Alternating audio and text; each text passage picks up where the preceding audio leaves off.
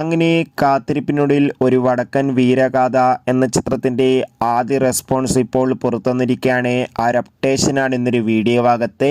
വീഡിയോയിലേക്ക് മുൻപേ video like ചെയ്യുക, ചാനൽ സബ്സ്ക്രൈബ് ചെയ്യാൻ വേണ്ടി ശ്രമിക്കുക.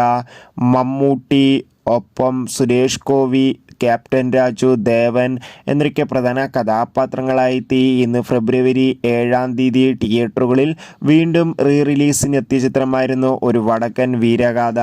എല്ലാ സിനിമാ പ്രേമികളും ഒരേപോലെയായിരുന്നു ഒരു വടക്കൻ വീരഗാഥ എന്ന ചിത്രത്തിൻ്റെ 4K റിലീസിനായി കാത്തിരുന്നത്.